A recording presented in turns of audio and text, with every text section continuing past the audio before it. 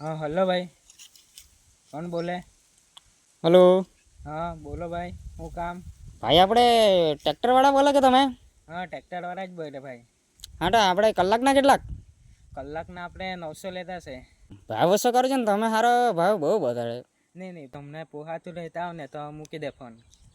સાલા બધા લોકો ફોન તો બહુ કરે, પણ સાલા નક્કામાં વગરના ફોન કરે, કંઈ કામ આપે નહીં. ઓ પીંછા, હું ડોહા જાવ બબડ્યા કરે.